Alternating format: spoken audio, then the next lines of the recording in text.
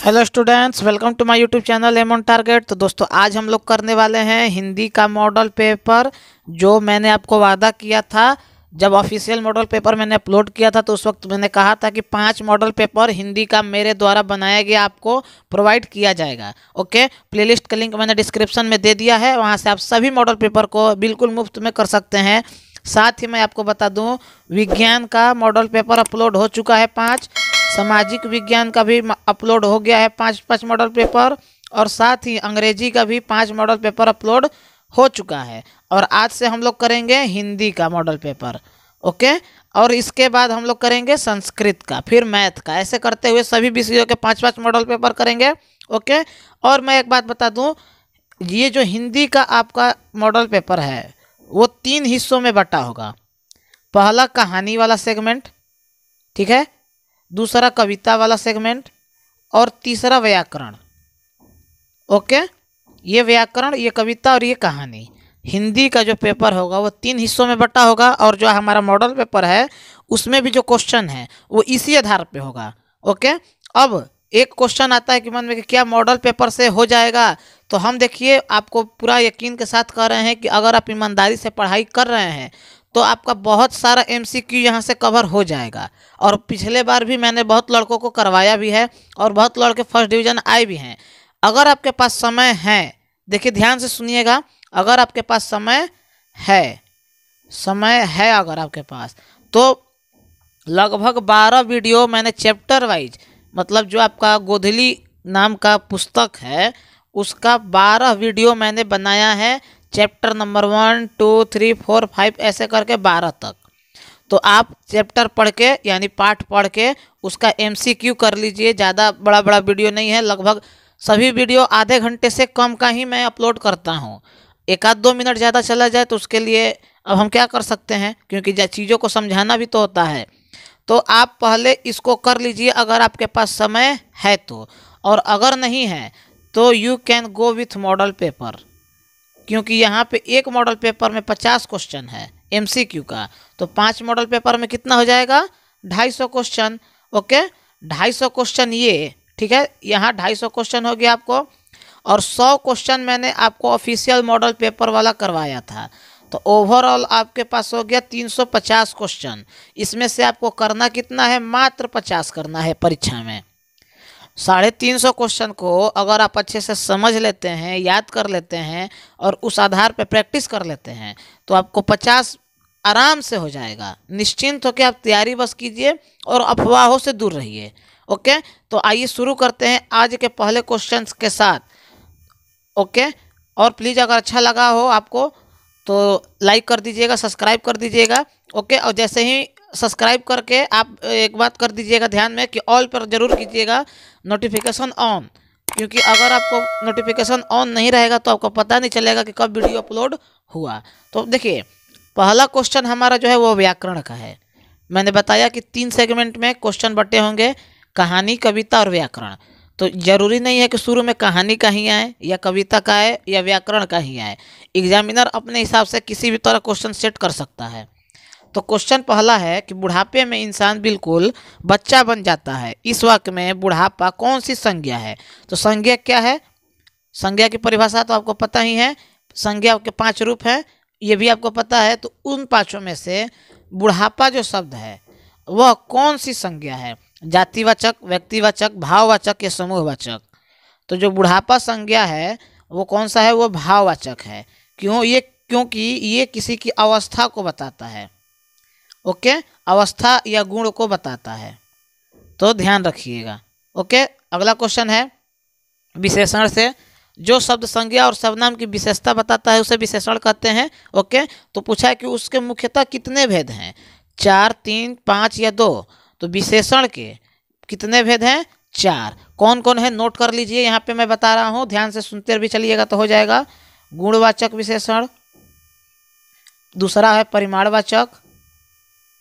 परिमाणवाचक, okay, तीसरा है संख्यावाचक, और चौथा है सार्वनामिक। ठीक है, सार्वनामिक विशेषण। ये चारों है, चारों विशेषण के प्रकार हैं। डायरेक्ट क्वेश्चन आ सकता है आपको, जो मैंने अभी करवाया है कि विशेषण के कितने भेद हैं, तो यानी मुख्यतः मतलब मेन, तो कितने हैं? 4। कौन कौन? गुणवाचक, परिमाणवाचक, संख्यावाचक और सर्वनामिक। ओके, इनके आगे विशेषण विशेषण आप लोग अपने से भी लगा सकते हैं। नेक्स्ट क्वेश्चन है क्वेश्चन नंबर 3, आपने क्या खाया है? Question mark. इस वाक्य में क्या, ये क्या जो है कौन सा सर्वनाम है? तो ये क्या मतलब क्वेश्चन कर रहा है, तो ये प्रश्नवाचक सर्वनाम है। ये तो एकदम आराम से इजी क्वेश्चन हो गया। तो देखिए ऐसे ही क्वेश्चन आएंगे। जहाँ तक हो सके सेशन को लाइक कीजिएगा और सब्सक्राइब कीजिएगा अपने फ्रेंड सर्कल में, ताकि सभी लड़के अच्छी तैयारी कर सकें। ओके, आइए नेक्स्ट क्वेश्चन की तरफ बढ़ते हैं। भविष्यत काल के कितने प्रकार हैं? अगर आपको क्वेश्चन आ जाए काल कितने प्रकार के होते हैं, तो काल 3 प्रकार के होते हैं, वर्तमान काल, भूतकाल और भविष्य काल। लेकिन यहाँ पे क्वेश्चन क्या किया है कि भविष्यत काल के कितने प्रकार हैं, तो ये हिंदी का बात हो रहा है। आप लोग फ्यूचर टेंस जो इंग्लिश में होता है उसको मत पढ़ने लगिएगा कि present indefinite, present perfect, present perfect continuous और प्रेजेंट वो वाला। ठीक है, इंग्लिश में 4 होता है ना, present indefinite, present continuous, present perfect और चौथा होता है प्रेजेंट परफेक्ट कंटिन्यूअस। ठीक है, तो उसी तरह फ्यूचर का भी हो जाता है और पास्ट का भी, लेकिन ये हिंदी है। भविष्यत काल के कितने प्रकार होंगे भाई? तो भविष्यत काल में जो प्रकार होंगे वो होंगे कितने? तो बहुत लड़के को मन में कर रहे हैं 4, लेकिन गलत है, होगा 3। कौन कौन है उसको भी नोट कर लीजिए।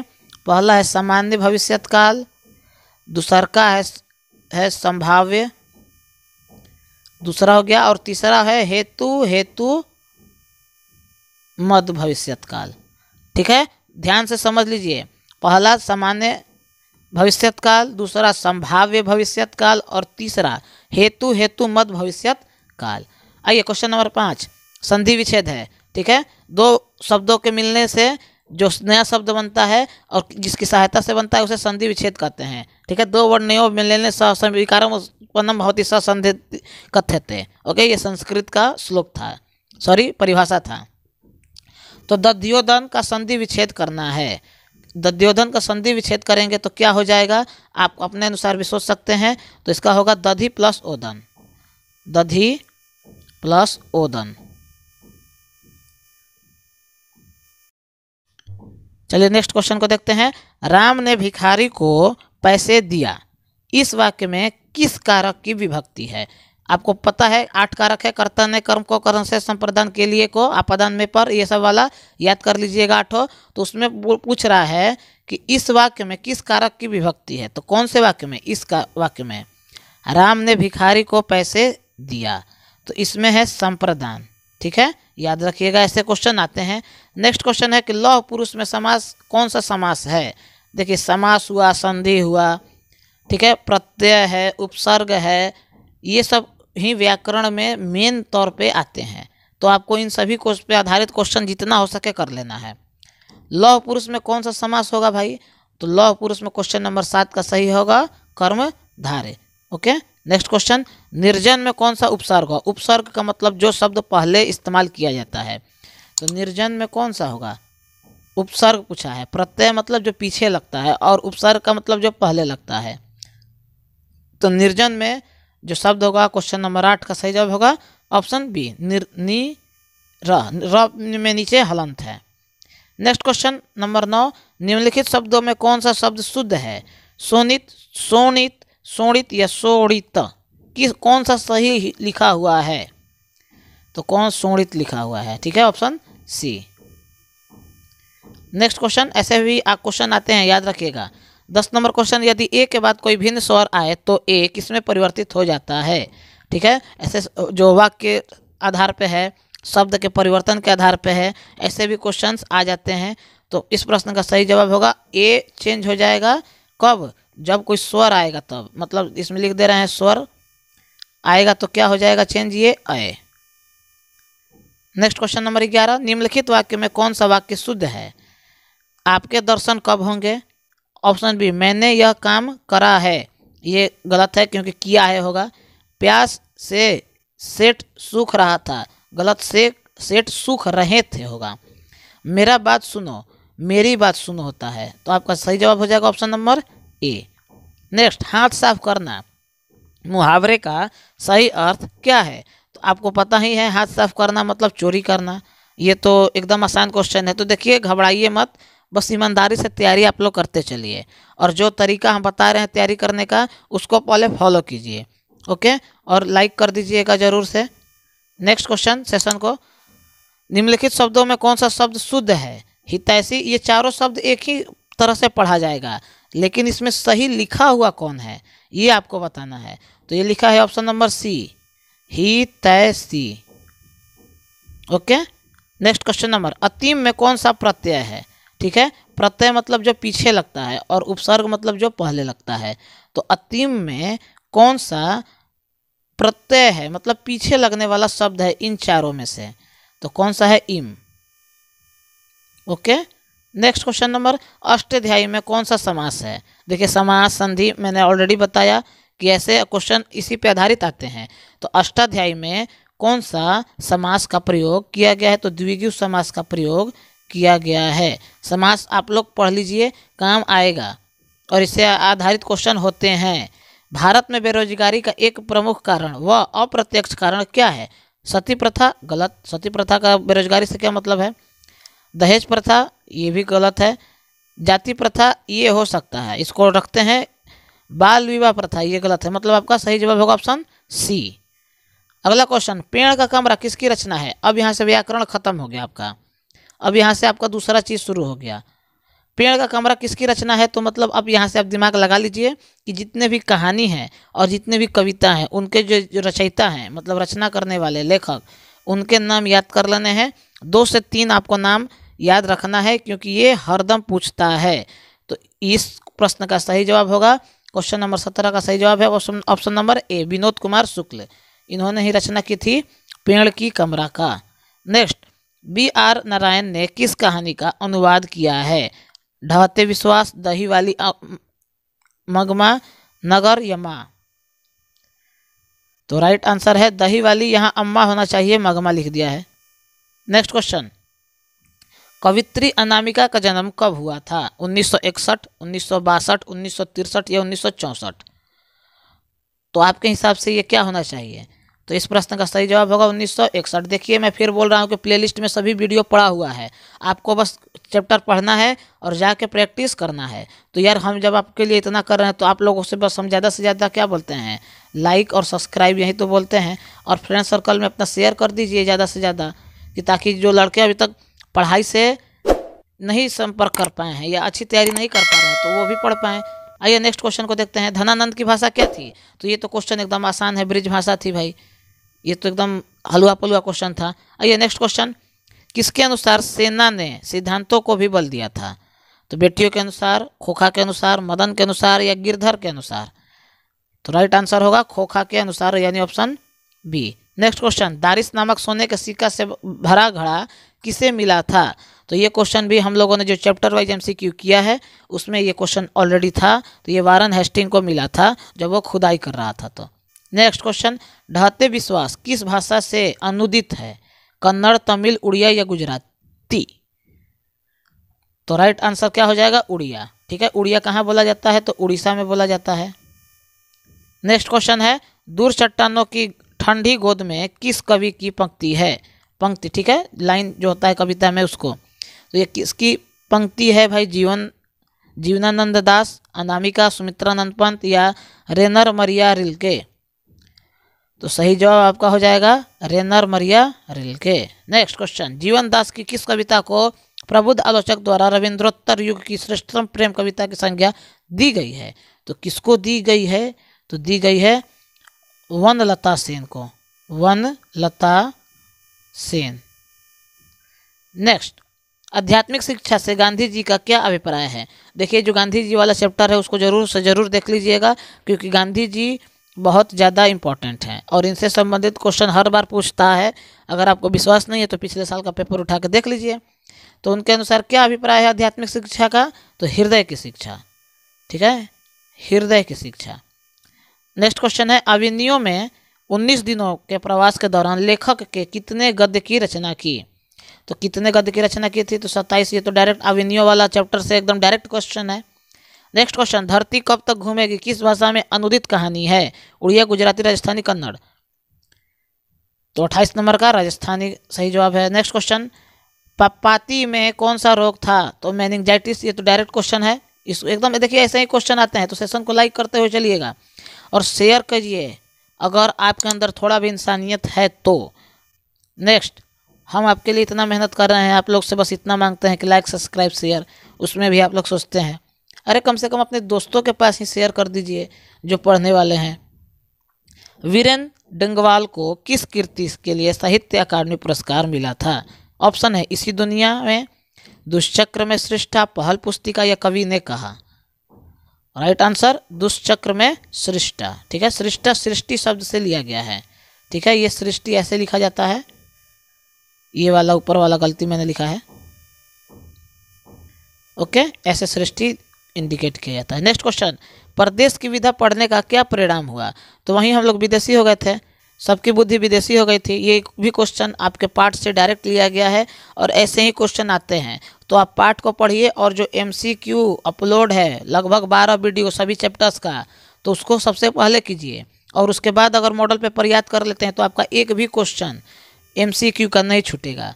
नेक्स्ट क्वेश्चन, नगर कहानी किस लेखक द्वारा रचित है? देखिए कहानी है कौन? नगर। इसके लेखक का नाम पूछ दिया है, तो सभी कहानी को नाम और उसके लेखक उसके सामने लिख के याद कर लीजिए। तो नगर कहानी के लेखक कौन थे भाई? तो थे Sujata, option number C. Next question, लेखक के अनुसार मनुष्य के नाखून किसके जीवंत प्रतीक है? मनुष्यता के, सभ्यता के, पार्श्वी वृत्ति के या सौंदर्य के? तो कौन सा होगा? पार्श्वी वृत्ति के, option C. Next question, Hazari Prasad Dwivedi का जन्म कब हुआ था? 1907, 6, 5, 4। राइट आंसर क्या होगा? 1907 में। ठीक है, याद रखिएगा, हजारी प्रसाद द्विवेदी हुए, सुमित्रानंद पंत हुई मैंने गलती से बोल दिया, उनको एकदम याद रखना है। रहिरास किसकी रचना है? देखिए ये रचना तो लगभग 5 गुरुओं ने मिलकर किया था, लेकिन सबसे पहले जो गायन किए थे वो गुरु नानक ने किया था। इसका उच्चारण तो आपको सबसे कौन सा करना है? देखिए नानक तो 2 ऑप्शन में दे दिया है, आप बस इसको याद रखिएगा, ये गुरु नानक में, यानी ऑप्शन बी या सी दोनों सेम दे दिया है, तो नानक यहाँ पे नोट कर लीजिए, गुरु नानक से ही नानक इक्वल है। नेक्स्ट, लक्ष्मी के बड़े पुत्र का क्या नाम था? अच्युत, गुणनिधि, लक्ष्मण या शंकर? तो लक्ष्मी के बड़े पुत्र का नाम क्या था? अच्युत। ठीक है। नेक्स्ट क्वेश्चन, एक वृक्ष की हत्या में कवि शहर को किससे बचाने की बात करता है? तो किससे? नदियों की। ठीक है, नदीरों लिख दिया है यहाँ पे मिस्टेक से, नदियों की बचाने का बात करता है। ओके। गांधी जी का दक्षिण अफ्रीका प्रवास कब से कब तक था? मतलब दक्षिण अफ्रीका गांधी जी कब से कब तक गए थे? 1993 से 1914 तक, 92 से 1913 तक, 94 से 1914 तक या 93 से 1913 तक? तो कब से कब तक गए थे? 1893 से 1914 तक। 15 में भारत आए, 16 पूरा घूमे और 17 से कांड करना शुरू कर दिए। नेक्स्ट, जब पंडित बिरजू महाराज को संगीत नाटक अकेडमी अवार्ड मिला तब उनकी उम्र क्या थी? ये भी क्वेश्चन आपके जो चैप्टर वाइज MCQ है उससे डायरेक्ट लिया गया है और इस प्रश्न का सही जवाब है 27 वर्ष उनकी उम्र थी। ओके, तो यार प्लीज़ लाइक करते चलो एकदम, और शेयर सब्सक्राइब जहाँ तक हो कमेंट में बताइए कैसा आपको क्लास लगा, क्या और आपको दिक्कत हो रहा है। जहाँ तक संभव होगा हम प्रयास करेंगे। कवि ने माली मालिन किसे कहा है? तो ये भी क्वेश्चन डायरेक्ट को आपका है, कृष्ण और राधा को कहा था। राधा और कृष्ण की जोड़ी को मालिन और माली। नेक्स्ट, मंगू के अलावा उसकी माँ की कितनी संतानें थीं? 2, 3, 4 या 1? तो सही जवाब होगा 3। ओके, याद रखिएगा। नेक्स्ट, अज्ञेय का जन्म कब हुआ था? तो अज्ञेय का पूरा नाम आपको पता ही है, सचितानंद हीरानंद वात्स्यायन अज्ञेय। इनका जन्म कब हुआ था? तो 1911 में। ओके, अगला क्वेश्चन है, दिनकर की किस कृति के लिए ज्ञानपीठ पुरस्कार मिला था? तो रामधारी सिंह दिनकर। ठीक है, ये दिनकर का मतलब रामधारी सिंह दिनकर, और उर्वशी के लिए उनको ज्ञानपीठ पुरस्कार मिला था। अगला क्वेश्चन है नौबत खाने में इबादत साहित्य की कौन सी विधा है। ये भी क्वेश्चन मैंने आपको चैप्टर वाइज में करवा दिया है और ये भी डायरेक्ट क्वेश्चन आपको पूछा गया है, तो यह है व्यक्ति चित्र। अगला क्वेश्चन है पंडित बिरजू महाराज लखनऊ घराने की किस पीढ़ी के कलाकार थे। तो 7वीं पीढ़ी के कलाकार थे। ये भी मैंने MCQ में करवा दिया है चैप्टर वाइज वाला में। तो हम तो बोलेंगे कि समय निकालिए, क्योंकि समय तो किसी के पास होता नहीं है, लेकिन अगर पढ़ना है तो आप समय निकाल के उसको, हर चीज़ मौजूद है, बस आपको पढ़ना है। सीता के बेटे ने सीता को कितने रुपए माहवारी खर्च देने का निर्णय दिया था। 50, 75, 100 या 60। तो कितने, तो 50 रुपये खर्च देने के बाद हुआ था। नेक्स्ट, उत्तर भारत में नागरी लिपि के लेख कब से मिलने लगे थे। 8वीं, 6ठी, 9वीं या 4थी। नागरी लिपि के जो लेख थे उत्तर भारत में, ठीक है, ये पूरब, पश्चिम, उत्तर, ये दक्षिण। तो कब से मिलने लगे थे कि कहाँ, पूरब, पश्चिम, उत्तर में, इधर में, ठीक है, ऊपर वाले में उत्तर में, दक्षिण नीचे वाले को बोलते हैं, बहुत लड़के उल्टा बोल देते हैं। तो कब से मिलने लगे थे, तो मिलने लगे थे 8वीं शताब्दी से। नेक्स्ट, बहादुर को कितने रुपए की चोरी का इल्ज़ाम लगा था। ये बहुत इंपॉर्टेंट क्वेश्चन है और हर बार परीक्षा में पूछता है, और मैंने चैप्टर वाइज में भी करवाया है और ये मॉडल पेपर में भी करवा रहा हूँ। 11 रुपये चोरी का इल्ज़ाम लगा था उसको, बहादुर को। नेक्स्ट, भारत माता कविता में कौन सा चित्र प्रस्तुत किया गया है। आदर्श, काल्पनिक, यथातथ्य या इनमें से कोई नहीं। तो यथातथ्य, ठीक है, यथातथ्य नामक चित्र, आधारित चित्र प्रस्तुत किया गया है। किसका, भारत माता का। आज का आखिरी क्वेश्चन हमारा 50वां, जातीय अस्मिता की दृष्टि से इतिहास का प्रवाह कैसा है। तो इतिहास का प्रवाह विच्छिन्न और अविच्छिन्न दोनों है। ये क्वेश्चन भी मेरा बताया हुआ है MCQ में। तो देखिए, मैं आपको फिर से बोल रहा हूँ कि MCQ जाके सबसे पहले चैप्टर वाइज कर लीजिए, आप ही के भलाई के लिए है। और स्टार्टिंग में ही वो सब चीज़ें अपलोड हो चुकी थी। तो रखते हैं, आज के मॉडल पेपर को कंप्लीट हो गया। कल मिलते हैं नेक्स्ट मॉडल पेपर के साथ, मॉडल पेपर नंबर 2 के साथ। तो अपने दोस्तों को बता दीजिएगा, एक चैनल है जहां आपको फ्री में 5-5 मॉडल पेपर प्रोवाइड कराया जा रहा है। और अभी तक अगर आपने लाइक और सब्सक्राइब नहीं किया है तो प्लीज़ कर दीजिएगा। अब हम लोग मिलेंगे कल नेक्स्ट मॉडल पेपर के साथ। तब तक के लिए गुड बाय, टेक केयर।